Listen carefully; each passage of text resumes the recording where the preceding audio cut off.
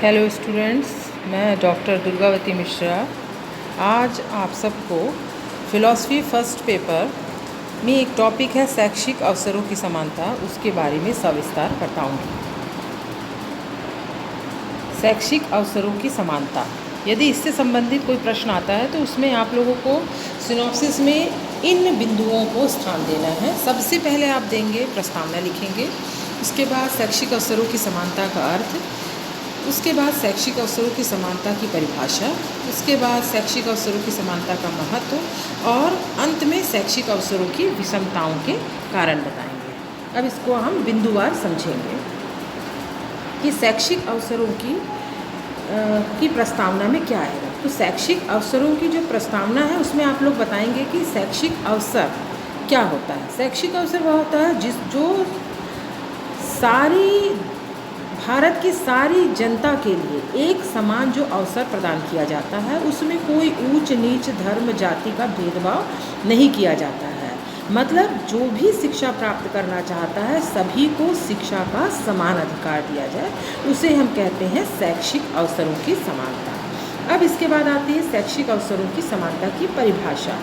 तो उसकी एक सामान्य परिभाषा है कि शैक्षिक अवसरों की समानता का तात्पर्य सभी के लिए समान शिक्षा नहीं, बल्कि प्रत्येक बालक की शारीरिक, मानसिक, सांवेगिक, नैतिक परिस्थितियों के अनुरूप शिक्षा प्रदान करना। हर बच्चे का, हर बालक का, हर छात्र का, हर व्यक्ति का की कैपेसिटी अलग अलग होती है। यदि मैं ये कहूँ कि नहीं आपने इसे इंग्लिश मीडियम में पढ़ाया तो आप उसे भी इंग्लिश मीडियम में पढ़ाएं, नहीं हो सकता है कि उस बच्चे की जो कमांड है वो हिंदी में बहुत अच्छी हो, आप उसे हिंदी माध्यम में शिक्षा दीजिए। यदि कोई बच्चे की कमांड मैथ्स ग्रुप में बहुत अच्छी हो, मैथ्स उसका बहुत अच्छा है, तो दूसरे बच्चे को भी आप ये तुलना मत कीजिए कि वो मैथ्स से ही अच्छा पढ़ेगा। हो सकता है वो बायोलॉजी में बहुत अच्छा, हो सकता है तीसरा बच्चा सोशल साइंस में अच्छा हो। मतलब बच्चे की शारीरिक क्षमता को देखते हुए आप उससे शिक्षा का समान अवसर प्रदान करें।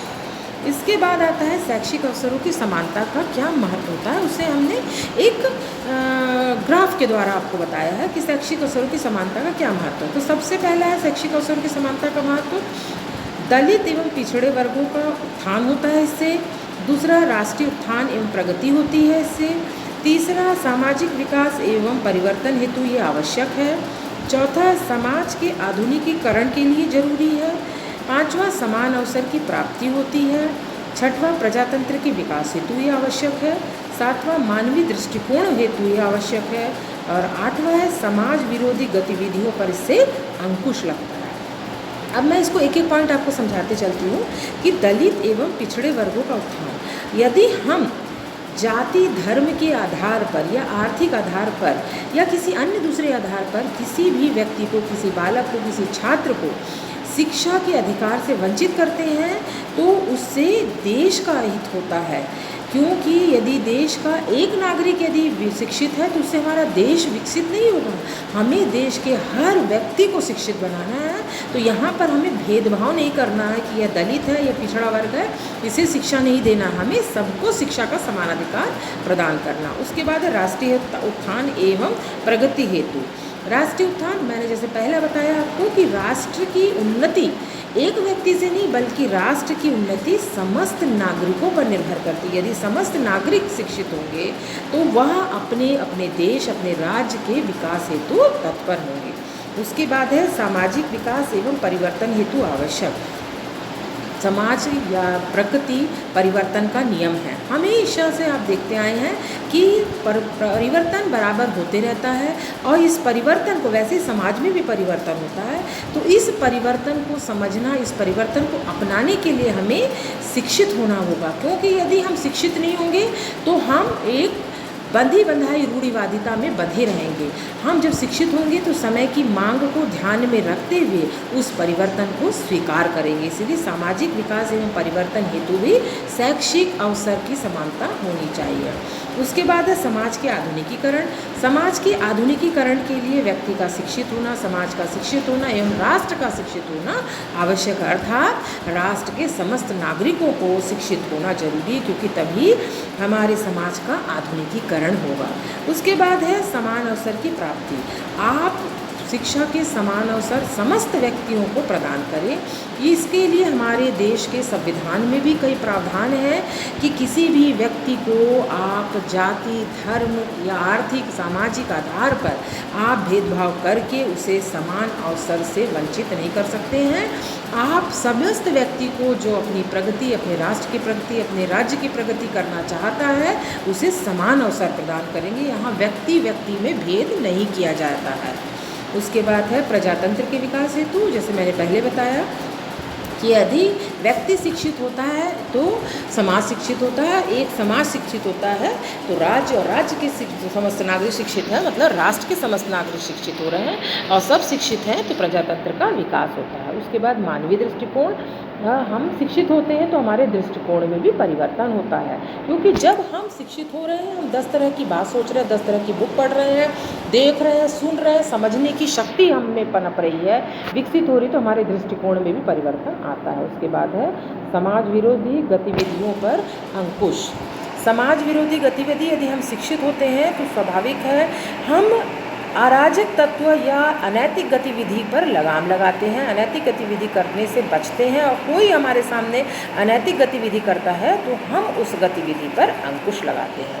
तो यह हुआ समाज शैक्षिक अवसरों की समानता का महत्व। उसके बाद है शैक्षिक अवसरों की विषमताओं के भी कारण हैं। जैसे कहा जाता है कि एक सिक्के के 2 पहलू हैं, तो वैसे ही शैक्षिक अवसरों की समानता का मैंने महत्व बताया, तो शैक्षिक अवसरों की विषमताओं के कारण भी है। कारण ऐसे हैं कि शैक्षिक अवसर जब संविधान, भारत का संविधान सबको दे रहा है, उसके बावजूद वो समान अवसर क्यों नहीं मिल पा रहे हैं, विषमताओं के क्या कारण हैं?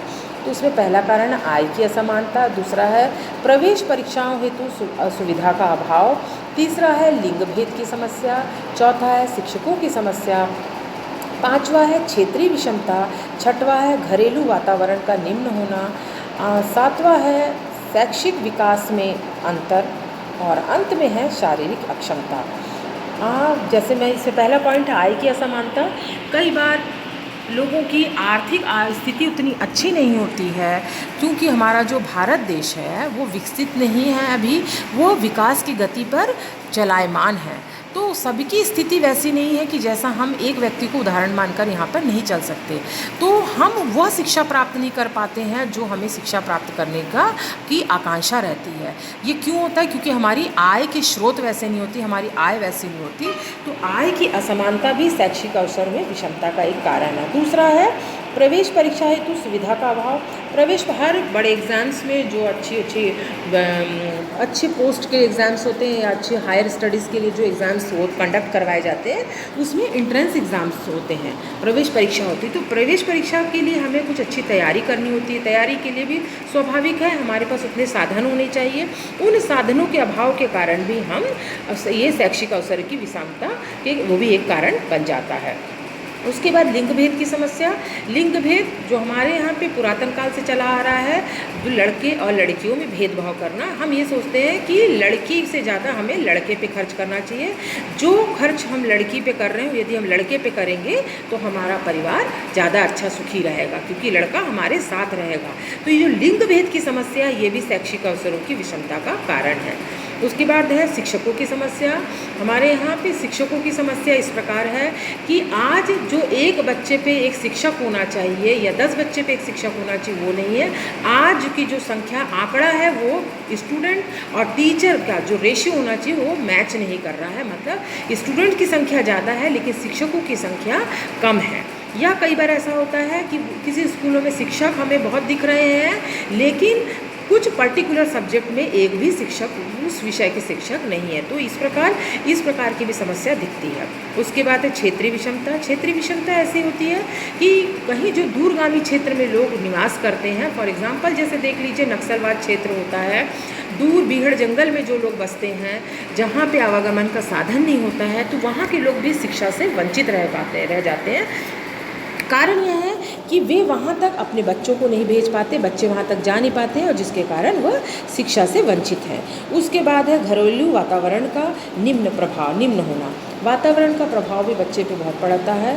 यदि घर का वातावरण अच्छा है तो बच्चा स्वाभाविक शिक्षा की ओर अग्रसर होगा। तो उसके लिए घरेलू वातावरण सबसे अच्छा स्वस्थकारी होना चाहिए, लेकिन घरेलू वातावरण का भी निम्न होना शैक्षिक अवसरों की विषमता का कारण है। उसके बाद है शैक्षिक विकास में अंतर होता है। सबके शैक्षिक